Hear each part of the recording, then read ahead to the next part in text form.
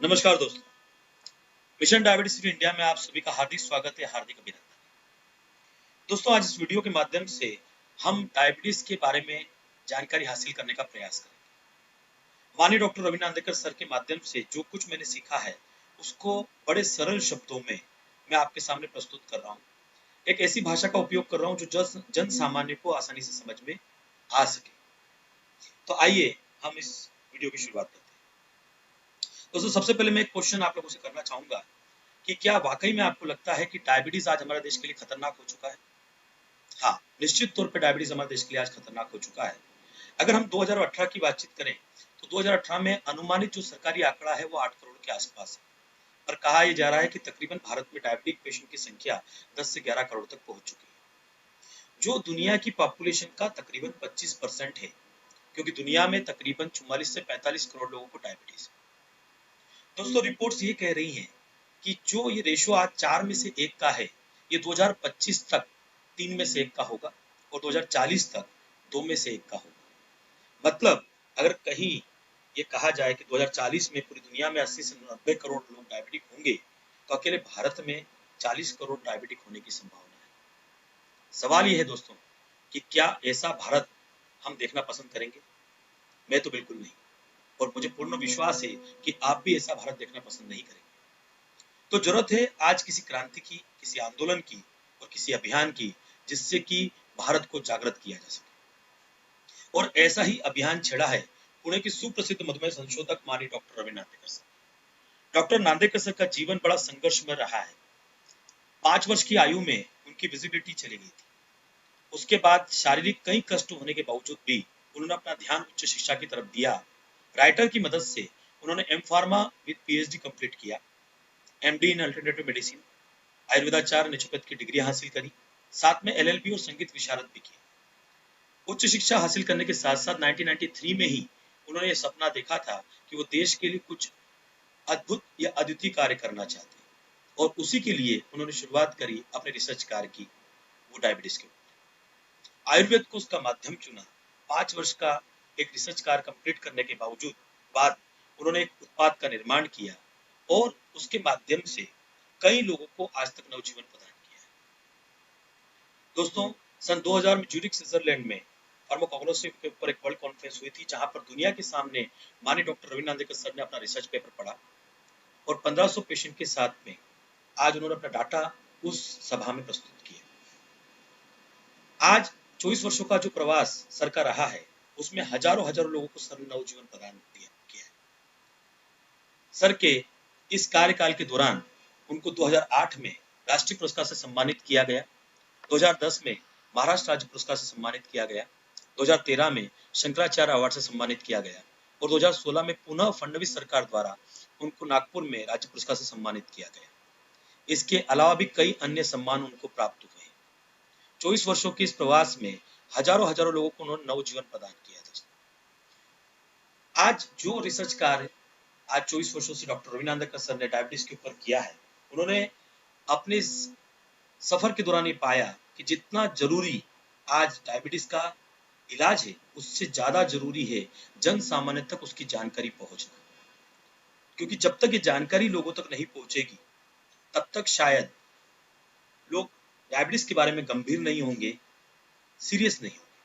और आज यही बेड़ा उठाया पुणे के सुप्रसिद्ध मधुमेह संशोधक माननीय डॉक्टर रविंद्र नांदेकर सर ने और शुरुआत करी है मधुमेह मुक्त भारत अभियान की। दोस्तों, मधुमेह मुक्त भारत अभियान का जो प्रमुख उद्देश्य है कि प्रत्येक डायबिटिक पेशेंट को डायबिटीज के बारे में पूर्ण जानकारी प्रदान करना, ताकि वो स्वयं अपने डायबिटीज का नियंत्रण कर सके। और दूसरा प्रमुख उद्देश्य है कि प्री डायबिटिक लोगों को खोजना और डायबिटीज के बारे में पूर्ण जानकारी देना, ताकि वो सभी डायबिटिक होने से बच सके और इस तरह से एक नए भारत का निर्माण किया जा सके। दोस्तों, यहाँ पे प्री डायबिटीज की बात क्यों हो रही है? क्योंकि जितना आज हमारे देश के लिए खतरनाक डायबिटीज है, उतना ही खतरनाक प्री डायबिटीज भी है। दोस्तों, इसके लिए मैं आपको अमेरिकन डायबिटिक एसोसिएशन की एक रिपोर्ट बताना चाहता हूँ कि अमेरिका में इस रिपोर्ट के अनुसार 9.3% जो है पॉपुलेशन वो डायबिटिक है। और चौंकाने वाली बात इस रिपोर्ट में ये है कि अमेरिका में 37% 20 साल के ऊपर जो पॉपुलेशन है वो प्री डायबिटिक है। और कहा यह जाता है कि जो प्री डायबिटिक लोग होते हैं वो 5 से 10 वर्षों में डायबिटिक होने की संभावना उनकी प्रबल होती है। तकरीबन 55% लोगों की प्री डायबिटीज से डायबिटीज में बदलने की संभावना रहती है। अगर ये अनुमान भारत पे लगाया जाए तो वर्तमान समय में भारत में तकरीबन 10 से 11 करोड़ पेशेंट हैं, तो 4 गुना ज्यादा मतलब 40 करोड़ लोग ऐसे हो सकते हैं जो प्री डायबिटीज के घेरे में। सोचिए अगर इतनी बड़ी जनसंख्या भारत की अगर डायबिटीज के घेरे में है तो निश्चित तौर पर इनको जगाना और बताना बहुत जरूरी है, जो इस मिशन का उद्देश्य। तो आइए हम सरल शब्दों में आज जानने का प्रयास करते हैं कि डायबिटीज क्या होता है। दोस्तों हम इसको 4 भागों में समझने का प्रयास करेंगे। अलग अलग भाग अपन ने इसलिए किए हैं जिससे कि हम बहुत जल्दी उसको समझ सके और आसानी से समझ सके। तो आइए शुरुआत करते हैं भाग नंबर 1 से। भाग नंबर 1 में हम सबसे पहले समझने का प्रयास करेंगे कि हमारे शरीर का निर्माण कैसे होता है। हमारे शरीर की जो अंतिम यूनिट होती है, क्या आप उसका नाम जानते हैं? मेरे ख्याल से बिल्कुल जानते हैं। वो होती है हमारा सेल, या जिसको हिंदी में हम बोलते हैं कोशिका। जब हमारी कोशिकाएं किसी निश्चित कार्य के लिए एकत्रित होती है तो निर्माण होता है टिश्यू का, टिश्यू से निर्माण होता है ऑर्गन का, ऑर्गन से निर्माण होता है सिस्टम का, और सिस्टम से निर्माण होता है शरीर का। इस तरह से हमारे शरीर का दोस्तों निर्माण होता है। हमारे शरीर में 8 से 9 प्रकार के सिस्टम कार्य करते हैं। उन सिस्टम को संचालन करने के लिए ऑर्गन होते हैं। मतलब यह है कि टिश्यू सेल से टिश्यू, टिश्यू से ऑर्गन, ऑर्गन से सिस्टम, और सिस्टम से शरीर का निर्माण होता है। मतलब हमारे शरीर की अंतिम इकाई जो होती है वो सेल होती है। अब इस सेल को कार्य करने के लिए ऊर्जा की आवश्यकता होती है, और ये ऊर्जा इसको प्राप्त होती है ग्लूकोज से। और ग्लूकोज हमारे शरीर में कहां से आता है?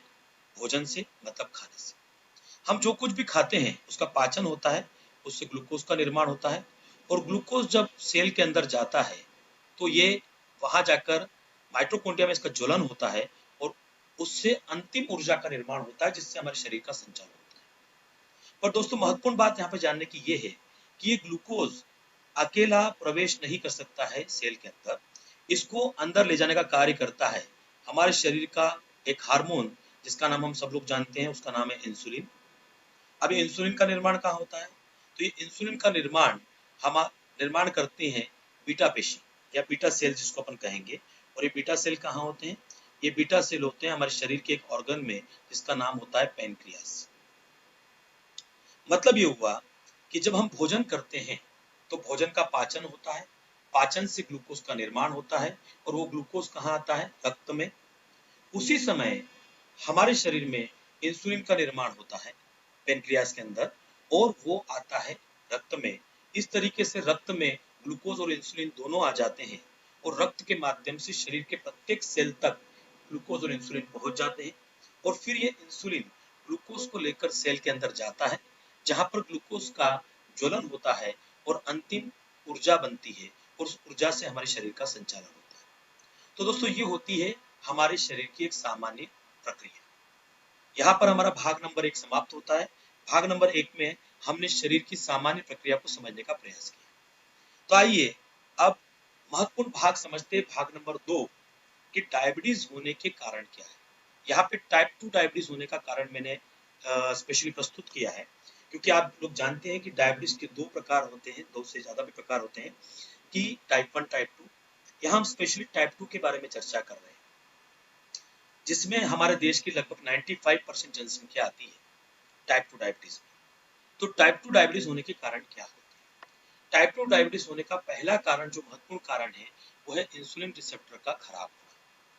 देखिए, जहां हमने पहली बार भाग नंबर 1 में समझा कि सेल के अंदर ग्लूकोज जाता है, और उस ग्लूकोज को लेकर कौन जाता है? इंसुलिन। अब इंसुलिन जिस दरवाजे से लेकर अपने कहेंगे कि ग्लूकोज को अंदर लेकर जाता है ना, इस दरवाजे को हम क्या बोलते हैं? Insulin receptor. क्या बोलते हैं? Insulin receptor.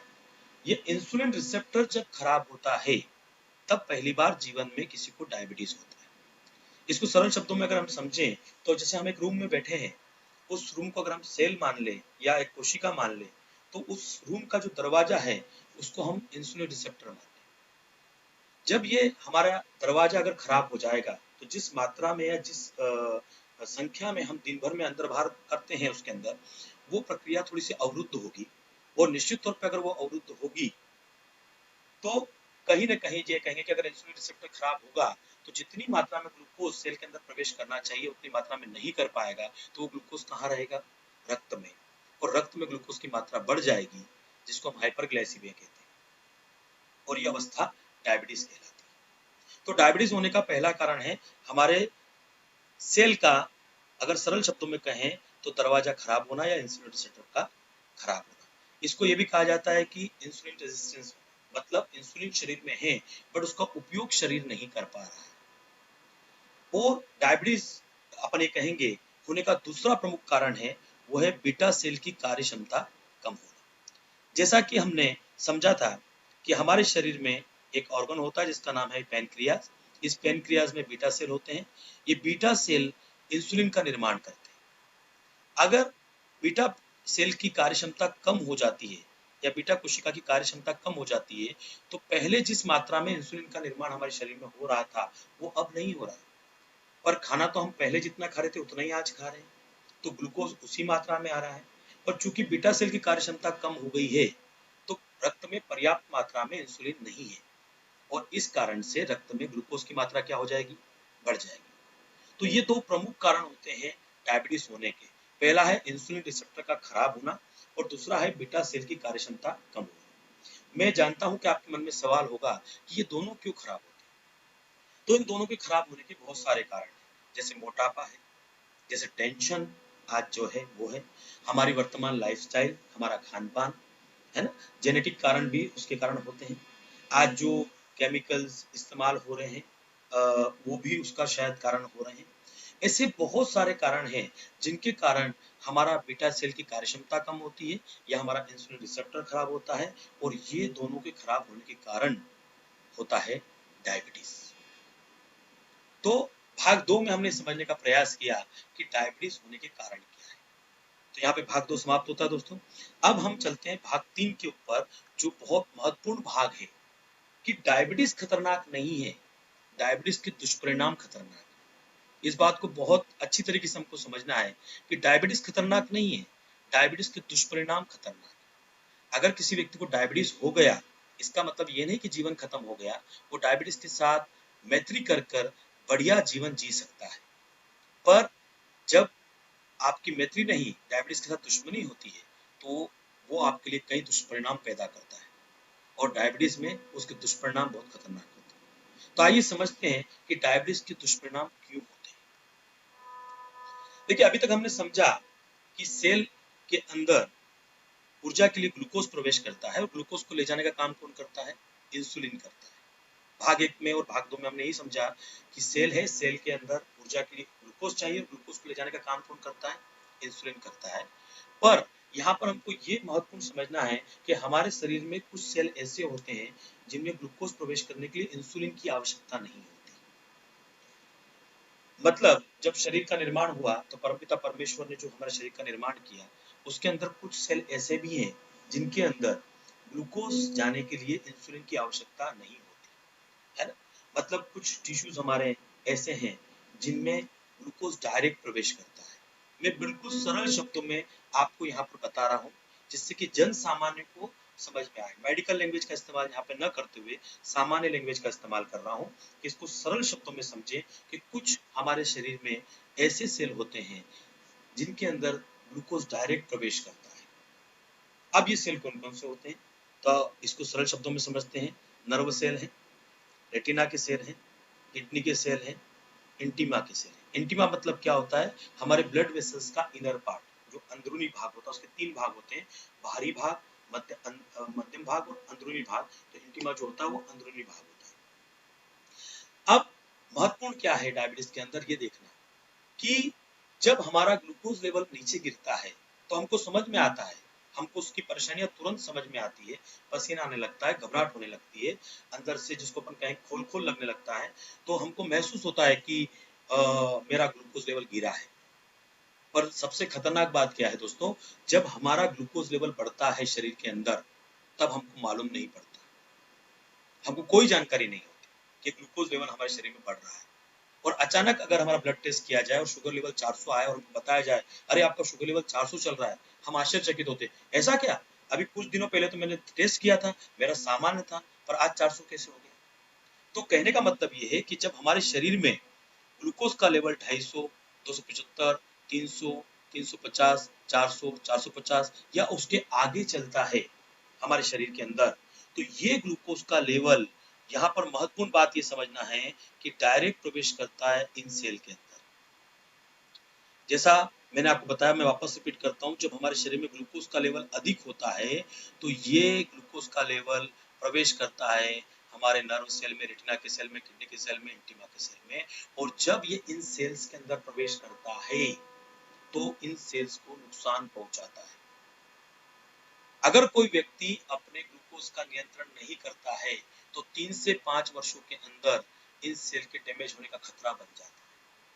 और कई व्यक्ति आज टैबलेट या कोई ट्रीटमेंट लेकर भी नियंत्रण करते हैं, पर वो रेगुलर तौर पर अपना चेकअप नहीं करते, रेगुलर तौर पे अपने ग्लूकोज लेवल का ध्यान नहीं रखते हैं, तब भी 12 से 15 वर्षों में आज नर्व सेल, रेटिना के सेल, किडनी के सेल, इंटिमा के सेल डैमेज होने का खतरा बन जाता है।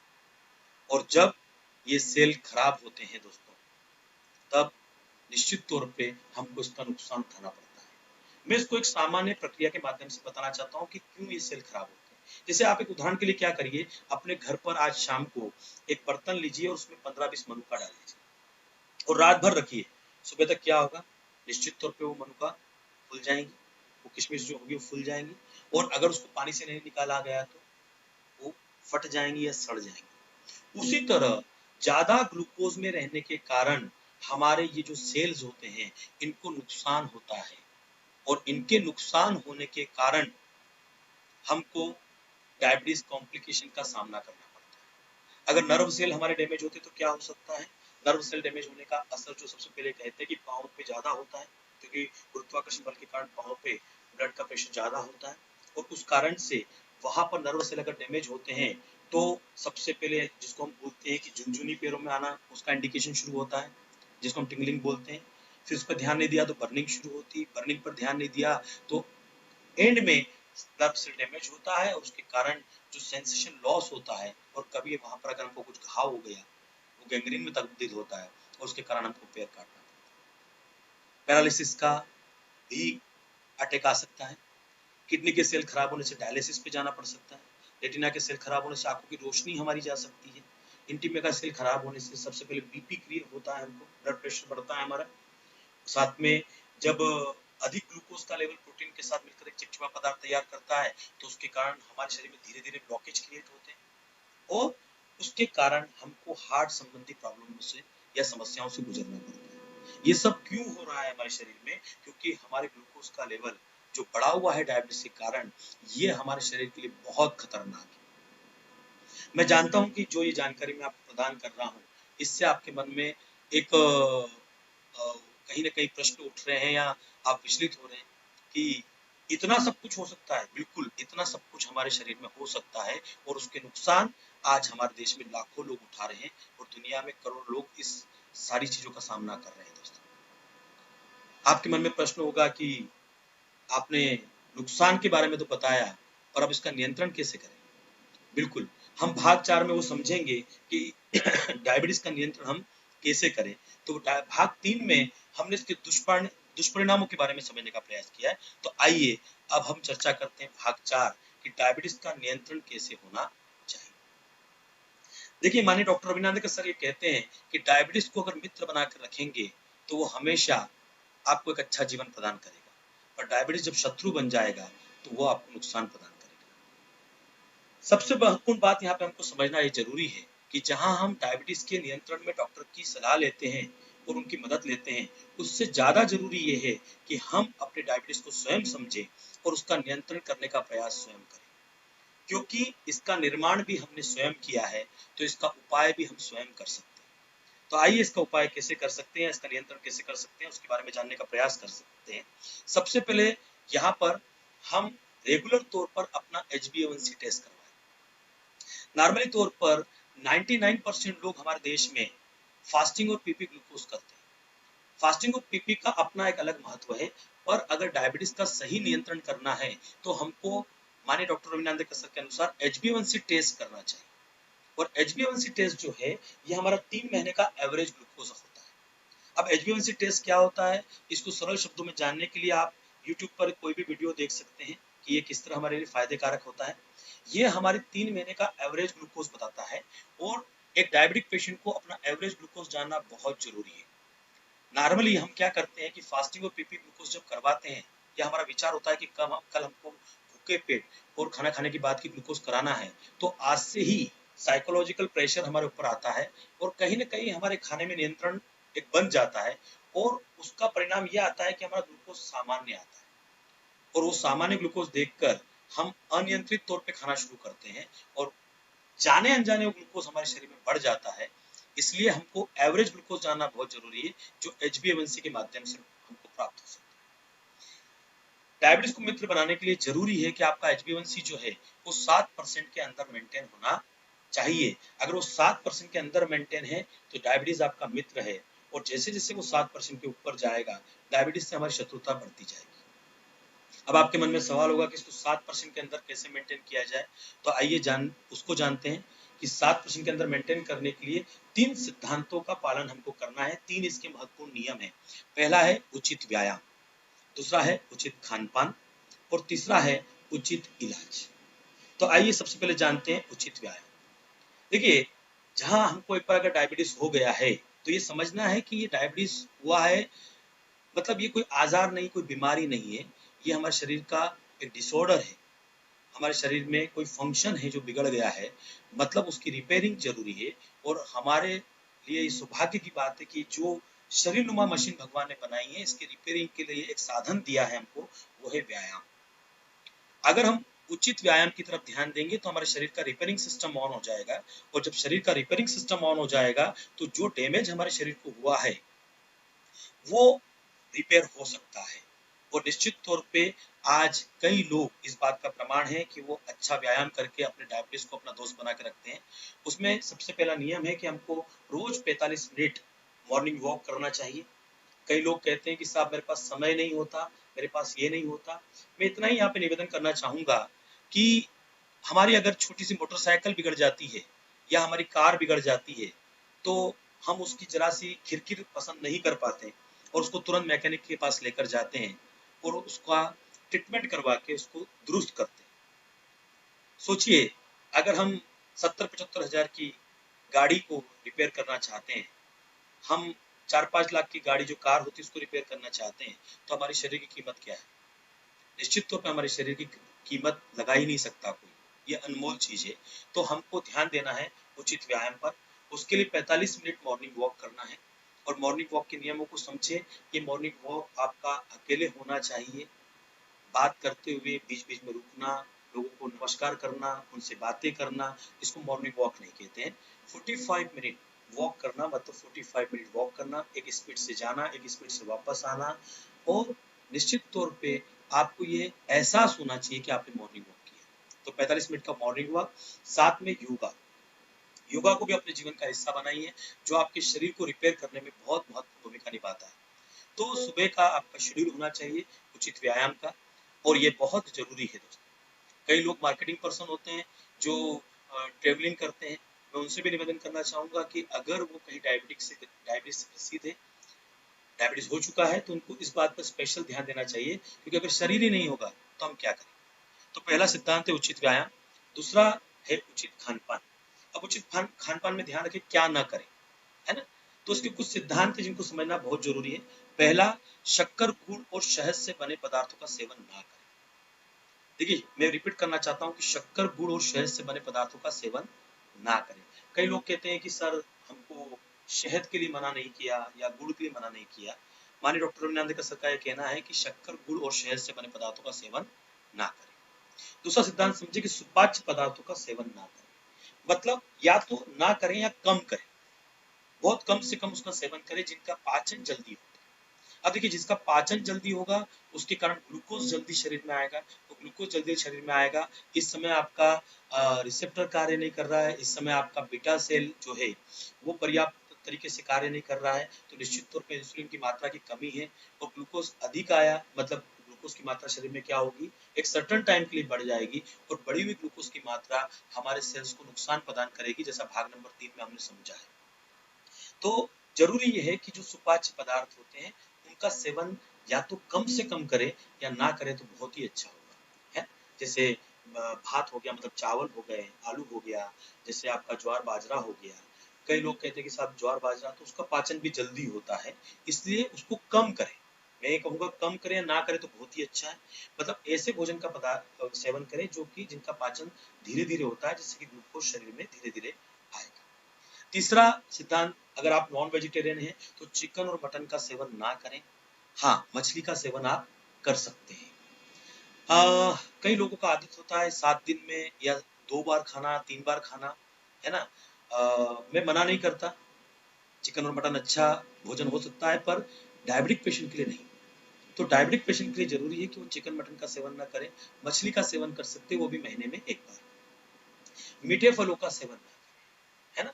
देखिए कई लोगों के मन में शंका होती है कि मीठा फल नहीं खाएंगे तो शरीर को ताकत कहाँ से मिलेगी, पर मैं यहाँ पर इतना ही कहना चाहूंगा, मीठे फलों का सेवन ना करें, है ना? इससे दूर रहें, ठीक है। साथ में बेकरी आइटम का सेवन ना करें, मतलब तले गले पदार्थ जो मिलते हैं, बेक पदार्थ जो मिलते हैं, हम मार्केट में जाके जो बेकरी आइटम्स खाते हैं, इनका सेवन डायबिटिक पेशेंट को नहीं करना चाहिए। अब आपके मन में सवाल होगा फिर क्या करें? तो खाने में ज्यादा से ज्यादा पत्तेदार सब्जियों का उपयोग करें, सब्जियों का, दालों का, इनका उपयोग आप ज्यादा करें। और हमेशा खाने का एक सिस्टम बनाएं कि खाने में सलाद का सेवन ज्यादा करें। दूसरा नियम ये ध्यान रखें कि सलाद का सेवन, माननीय डॉक्टर रविनांदेकर सर ये कहते हैं कि जब भी आप खाना खाने बैठते हैं तो उसके पहले भरपूर सलाद खाइए। हम इंसानी तौर पे थोड़े कमजोर होते हैं, तो मैं यहाँ पे आपको सलाह देना चाहूंगा कि डायरेक्ट खाने की थाली पर जाने के पहले अगर आप एक थाली ऐसी बनाएं जिसके अंदर वेराइटी ऑफ, जिसको कहें कि सलाद का आइटम्स हो, है ना, उसको एकत्रित करके उसको टेस्टी थोड़ा आपके लिए बनाने के लिए उस पे जीरा पाउडर डाल दिया, सेंधा नमक डाल दिया, उस पे काली मिर्च का पाउडर डाल दिया, नींबू का उस पे उपयोग किया, और वो प्लेट पहले हाथ में लेकर उसको आप पूरा सेवन किया, और उसके बाद जाकर हम खाने की टेबल पर बैठेंगे तो ज्यादा सलाद का सेवन पहले कर पाएंगे, और ये हमारे शरीर के लिए बहुत उत्तम होगा डायबिटीज के अंदर। जितना हम ऐसे पदार्थों का सेवन करेंगे जिसमें ग्लूकोज की मात्रा कम होगी, उतना ही आप डायबिटीज के खतरे से क्या रहेंगे, दूर रहेंगे। तो मुझे आशा है कि उचित खान पान का नियम जो है आप समझ चुके हैं। स्पेशली यहाँ पर पान के अंदर मैं कहूंगा कि ओनली पानी का उपयोग करें पीने के लिए, है ना, कोल्ड ड्रिंक का उपयोग न करें, चाय का उपयोग ज्यादा ना करें, है ना, दूध से बने हुए पदार्थों से थोड़ा सा दूर रहें, है ना। साथ में जिन लोगों को अल्कोहल लेने की आदत होती है, उनको निश्चित तौर पे अपनी आदत बंद करना चाहिए। अल्कोहल लेना वैसे भी अच्छा नहीं होता, पर अगर आपको आदत है तो डायबिटीज के दौरान इसका उपयोग नहीं करना चाहिए। तो यह है उचित खान पान। दूसरा नियम हम यहाँ पे पूरा कर रहे हैं, उचित खान पान। पहला नियम उचित व्यायाम हमने सीखा। अब तीसरा जो सबसे बड़ा नियम है वो है उचित इलाज। और अगर उचित इलाज की बात आएगी दोस्तों, तो मैं यहाँ पर कहूंगा आयुर्वेद। आयुर्वेद क्यों? क्योंकि निश्चित तौर पे आज आयुर्वेद जो है उसके अंदर क्षमता होती है हमारे शरीर की रिपेयरिंग करने की। देखिए हम वापस से यहाँ पर मूलभूत बात समझते हैं कि डायबिटीज कोई बीमारी नहीं है। डायबिटीज हमारे शरीर का एक फंक्शन बिगड़ा है, हमारे शरीर में कुछ मिस्टेक हुई है, मतलब फंक्शन बिगड़ा है। तो आज की कंडीशन में हमको उसको रिपेयर करना है। तो क्या रिपेयर करने का सिर्फ दो ही माध्यम होना चाहिए, उचित व्यायाम और उचित खान पान? नहीं दोस्तों, उचित व्यायाम और उचित खान पान के साथ हमको उचित इलाज की तरफ भी ध्यान देना चाहिए। निश्चित तौर पे आज भारत में 99% लोग जब डायबिटीज होता है तो उनका पहला पर्याय होता है, मैं कहूंगा एलोपैथी, और वो होना भी चाहिए। अगर आपका शुगर का लेवल 600-700 या उससे ज्यादा चल रहा है और उसके कारण आपके शरीर में बहुत सारा नुकसान होने की संभावना है, तो तुरंत में हमको एलोपैथ का सेवन जरूर करना चाहिए। पर अगर हम लॉन्ग टर्म में जाना चाहते हैं, उचित इलाज की अगर हम बातचीत करें, तो फिर उचित इलाज एलोपैथ नहीं है, आयुर्वेद है। क्योंकि एलोपैथ आपका सिर्फ और सिर्फ ग्लूकोज लेवल कंट्रोल करता है, मतलब उसको हम लाइफ सेविंग ड्रग बोल सकते हैं, पर वो रिपेयरिंग नहीं करता।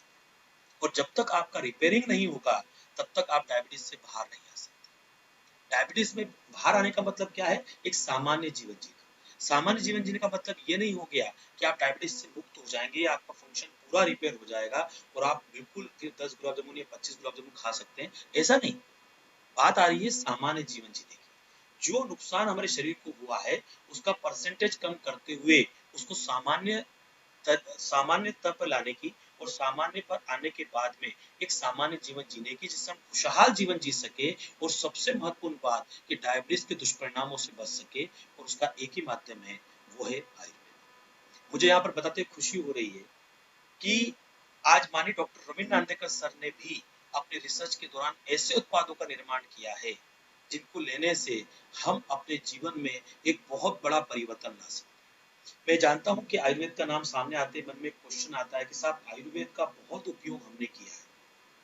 लोगों ने हमसे कहा करेले का जूस पियो, हमने पिया, लौकी का जूस पियो, हमने पिया, 7 गमलों में गेहूं को बोइए, उसका रोज सेवन करिए, हमने वो भी किया, गोमूत्र पीने को कहा, वो भी किया, और मार्केट में आए हुए अन्य उत्पादों का भी हमने उपयोग किया। मैं बिल्कुल आपकी बात से सहमत हूँ दोस्तों, पर मैं यहाँ पर इतना ही कहना चाहता हूँ कि जिस आयुर्वेदिक प्रोडक्ट का आपने इस्तेमाल किया, क्या उसके पीछे एक विज्ञान था, क्या उसके पीछे एक साइंस था, क्या उसके पीछे स्टडी और अभ्यास था? अगर वो नहीं था तो निश्चित तौर पे वो आपको बेहतर परिणाम नहीं दे सकता है। देखिए, आज अगर हम एलोपैथ की बात करें तो एलोपैथ में भी अगर हमको कोई डॉक्टर 250 मिलीग्राम मेटफॉर्मिन लिखते हैं, है ना, हमारे शुरुआती दौर में, और कहते हैं कि 20 दिन बाद आप आकर मुझे दिखाइए, और 20 दिन बाद जब हम डॉक्टर के पास जाते हैं और मालूम पड़ता है कि हमारा शुगर लेवल फिर भी नियंत्रित नहीं हुआ है, तो निश्चित तौर पर उस समय डॉक्टर क्या करेंगे? उस समय में वो उस मात्रा को बढ़ाएंगे, मतलब 250 मिलीग्राम से उसको 500 मिलीग्राम करेंगे। आज हमारे देश में करोड़ों ऐसे उदाहरण हैं जिनको 10 साल या 5 साल या 15 साल डायबिटीज को हो चुका है, और उन्होंने अपने जीवन में ये देखा है कि हर 2 साल में उनका जो ट्रीटमेंट है या उनकी जो टैबलेट है उसको चेंज किया जाता है, उसकी डोज को बढ़ाया जाता है, मतलब वो मात्रा नियंत्रित करने में सक्षम नहीं है। वैसे ही आयुर्वेद में भी मात्रा का बड़ा महत्व है।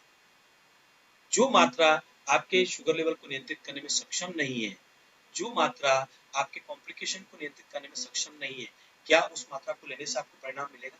शायद नहीं।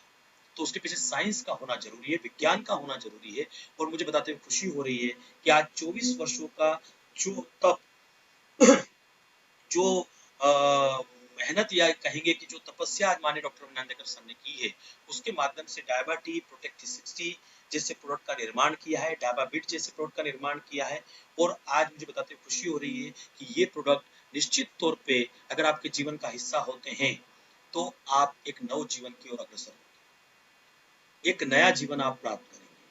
आप डायबिटीज को नियंत्रित करने में, शुगर लेवल को नियंत्रित करने में, कॉम्प्लिकेशन को कंट्रोल करने में सक्षम होंगे, उसके दुष्परिणामों से बच पाएंगे और एक नए जीवन की शुरुआत करेंगे। और मैं कहूंगा दोस्तों, यहाँ पर ये हमको करना ही होगा, क्योंकि हम देखते हैं कि 25 साल पहले जो हमारी पीढ़ी थी, उस समय डायबिटीज का प्रमाण इतना ज्यादा नहीं था। आज डायबिटीज का प्रमाण बहुत ज्यादा बढ़ चुका है, और आने वाले 20 सालों में ये प्रमाण और बढ़ने वाला है। जो आने वाली पीढ़ी है उसके लिए हमको एक तैयारी करना होगी। भारत इस समय देश का युवा देश है, और सोचिए कि अगर ये युवा बीमार रहा तो क्या हम विश्व शक्ति बन पाएंगे? शायद नहीं। और अगर विश्व शक्ति नहीं बन पाएंगे तो हमारी ये पूरी शक्ति कहीं ना कहीं वेस्ट हो जाएगी। तो इस शक्ति का हमको आज की कंडीशन में उपयोग करना है, और एक नए भारत का हमको क्या करना है दोस्तों, आज निर्माण करना है। तो दोस्तों, इस तरीके से हमने 4 भागों में आज इस वीडियो में डायबिटीज को समझने का प्रयास किया। भाग नंबर 1 में शरीर की सामान्य प्रक्रिया को समझा कि सेल से शरीर का निर्माण कैसे होता है, और कैसे सेल के अंदर ग्लूकोज के माध्यम से ऊर्जा जो चाहिए ग्लूकोज के माध्यम से मिलती है। भाग 2 में हमने समझा कि डायबिटीज कैसे होता है, उसके होने के 2 महत्वपूर्ण कारण क्या है। भाग 3 में हमने समझा कि डायबिटीज के दुष्परिणाम कैसे होते हैं, ये बड़ा महत्वपूर्ण भाग था। और भाग 4 में हमने समझने का प्रयास किया कि डायबिटीज का सही नियंत्रण हम कैसे कर सकते हैं। मुझे पूरा विश्वास है दोस्तों कि जितने सरल शब्दों में हमने यहाँ पे डायबिटीज को समझने का प्रयास किया है, उतनी ही जल्दी आप इसको सीखने का प्रयास करेंगे, और एक नए भारत का निर्माण करने में मिशन डायबिटीज टू इंडिया में आप अपना सहयोग प्रदान करेंगे। मैं आप सभी का आह्वान करता हूँ कि हमको सभी को एक एक करके लोगों को जगाना है, और मधुमेह मुक्त भारत अभियान को पूरा करना है, जिससे कि हम एक नए भारत का निर्माण कर सकें। मिशन डायबिटीज टू इंडिया की तरफ से आपको धन्यवाद कि आपने वीडियो देखा, सुना, समझा। हम आशा करते हैं कि आप ये नॉलेज अपने तक न रखकर आगे भी इस नॉलेज को पहुंचाएंगे, जिससे कि हम एक नए भारत का निर्माण कर सकें। धन्यवाद।